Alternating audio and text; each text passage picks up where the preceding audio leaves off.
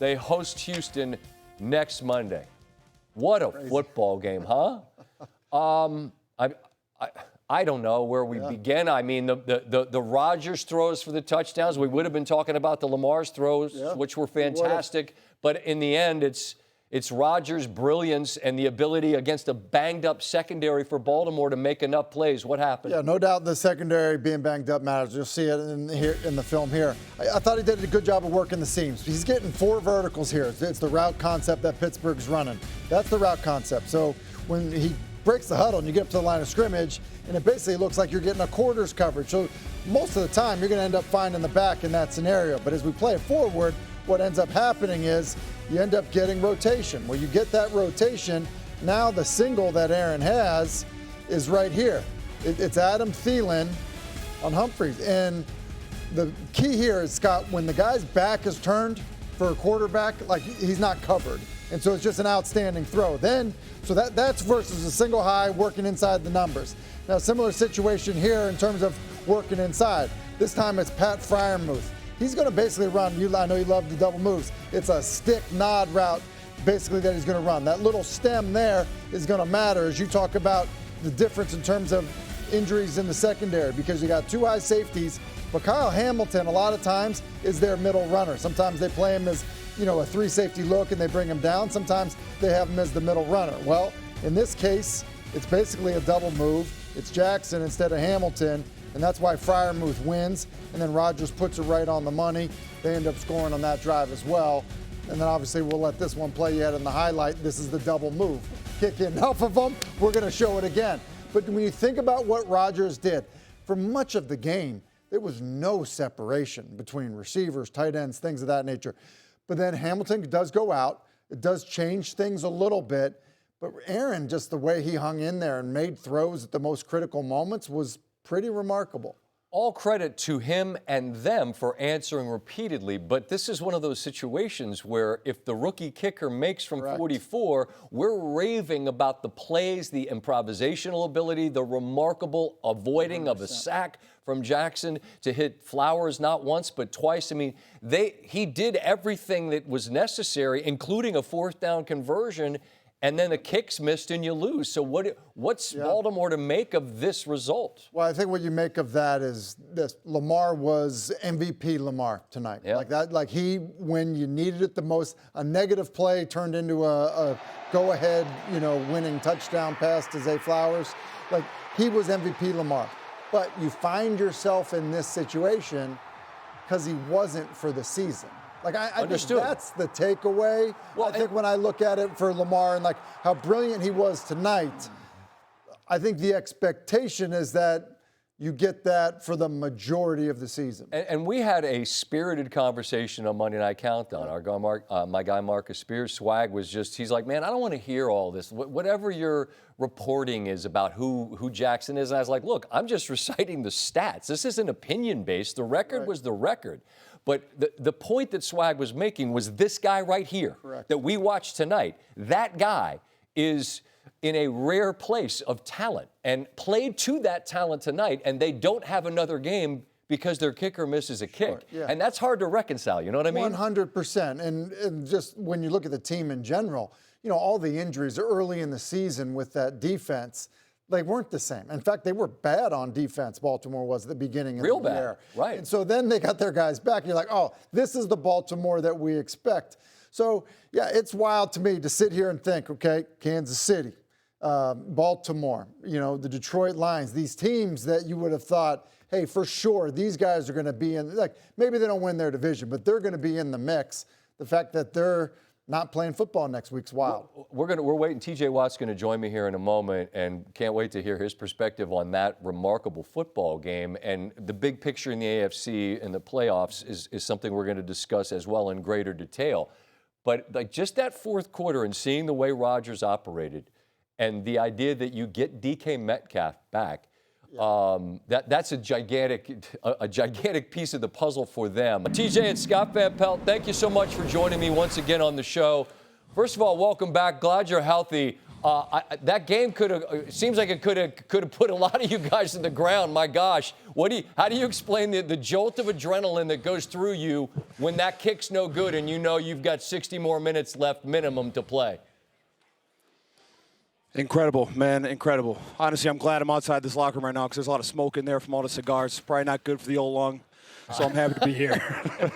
Yeah, right. The old iron lung. You don't want to leave the cigar smoke to them for the time being. But I'm not kidding, man. Like that's a breathtaking football game. The fourth quarter with a legend and a young MVP playing at the absolute ceilings, and you're trying to get stops, and nobody can stop anybody. I mean, what were those 15 minutes of football like, TJ? Trying to bow up, and I mean, this game always comes down to the last play. And I mean, when Aiden had the ball in his hands, we knew he was here for that reason alone. One of the best to do it.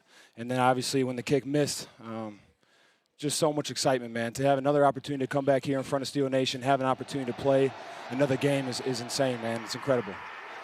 It just is amazing to me, before you got there and started your great career, and through the entirety of your time in Pittsburgh, you two teams are always in each other's way, and it seems like at the root of it all, there's such respect, and it always feels like it means so much. That's just amazing to me, the consistency that you guys have both shown. I mean, I see you nodding your head. At the core of it all is respect for that other side. Am I right?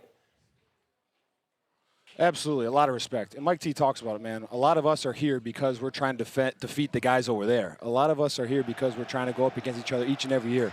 We build our roster for this game, for going up against the Ravens. They build their roster the same for us.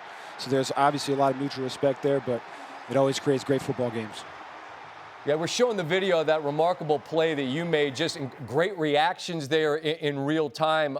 You impacted the game as you always do. How do you feel physically? I mean, obviously, given what you went through and trying to get your wind back if you haven't played is one thing, but when it's your lung, how do you physically feel at the moment, TJ? I honestly feel really good, a lot better than I thought I would. Ask me tomorrow might be a different answer, but for right now, I feel really good. Understood. Last quick one, unrelated to this, but it's related to the history of the game, and you're always a fixture in terms of sacks. Myles Garrett gets one. Any thought on speaking of respect, just what it is to have 23 next to his name in 17 games, I would add? That's all. Yeah, that's awesome, man. I got a lot of respect for him as a player and as a person. To be able to go out there and make NFL history is incredible. Hats off to him. All right, well, hopefully the smoke clears out, man. Hey, we'll be there for Countdown next Monday, so we'll see you in Pittsburgh, man. Congratulations on an incredible victory tonight to you and your team and your impact on the game as well. Thanks for taking a minute. Thanks. See you next week. You know what's the emotion, Jameson. Like, we did all that, man, to come up short, bro, you know? Devastating. Furious, all type of, I don't know. Yeah, I'm everywhere with it right now. Lamar, when you take the field for that final drive, I mean, how confident that were you at that point that you were going to get in position in field goal range? Extremely confident. You know, I told my guys, let's be legendary. You know, let's put the drive together, 55 seconds. We practiced this, you know, 55 seconds. 3 times out. I believe we had 3 times out. We had great field position, I believe, you know. I felt like we had it. You know, we were only down, 2? We would have won the game, you know, and then we had that penalty, too. We were having a lot of penalties, like, they kept stopping drives, you know, but I'm proud of my guys, you know, because we kept overcoming. You know, we kept overcoming adversity, and situations like this, division of game, it be like that sometimes, so, yeah. It was a formation penalty, but ultimately they got in range because of the likely the catch. It's just odd. Like, we've talked about it for weeks now, right? The teams like Detroit, Kansas City, and then we kept saying maybe Baltimore, and then Baltimore is a kick away from being in, but they're out, man. Is there any final thought about what sort of the obit for their season reads for you? Well, I think the thing that's going to be interesting is it definitely seemed like an up and down season for Lamar. And then there ended up being talk about not necessarily just his play, but this match here, right? And then because he played so well in the final game, that probably should make some of that go away.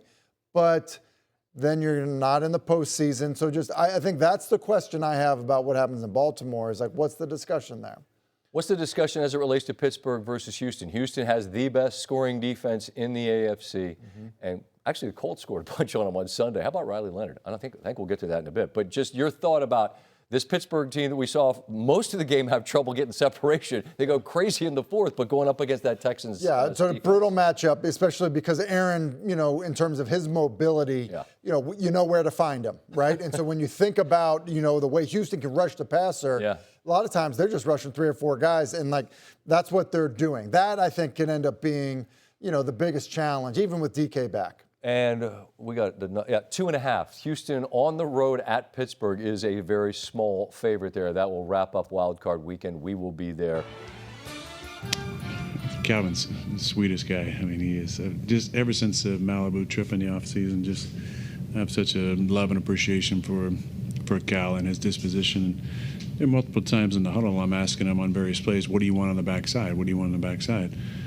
And he wouldn't give me a straight answer. And on this particular huddle conversation, I said, what do you want, Cal? He said, and somebody to my right, I don't know if it was McCormick or Pat, said something about man, just go cook him or something. So I said, all right, Cal, you run the hitch and go back there. And I was really thinking the front side 3-man combination that we worked and had success with most of the night was kind of my first thought. But I just peeked back to the left and saw number 3 slip, and it's a gimme touchdown. But I'm proud of Calvin, and the line really gave me a lot of time all day. They played really well. Whew, man. It's another one in the history of this series, man. It's an honor to be a part of this rivalry with that group. Got a lot of respect for them, man. Obviously, it was a 60-minute football game. But I'm just happy for those guys in that locker room. They fought and fought and fought, not only tonight, but throughout the entire journey. And so we move forward. I'm thankful for that. I'm excited about what lies ahead. Not only the game next week, but the work in front of it, because that's how we get there. That's how we engineer victory. The guys had a great week this week, and I think they put that on display. We supported one another. Certainly wasn't easy. Defense supported offense when offense needed to be supported. Offense supported defense when defense needed to be supported. And that's team. And we're AFC North champions. And that sounds good and it feels good. But we didn't come here for that. We came here for what lies ahead. And so excited about that. Thankful. Take a look at the big picture. Wild Card Weekend. It's the Patriots who are back in the playoffs for the first time since 2021. They host the Chargers. 5th meeting between the two in postseason history. New England's won 13 of its last 14 to finish the season this year. The only loss was to Buffalo, a game they had a big lead. Speaking of Buffalo, they take on Jacksonville. The Jags rolling. They've won 8 straight to finish the year. Josh Allen's won a playoff game, I should say, each of his last 5 seasons. 0-4 on the road, though, in his postseason career. Steelers grabbed their first division title since 2020. It's the 3rd consecutive 10-win season. They host Houston, who has won 9 straight. No AFC team allowed fewer points per game this year than the Texans. Now, just to start with the overarching, and this includes a thought on a team that doesn't play next week, that's Denver. 1, 2, 3. All right, Denver, New England, Jacksonville.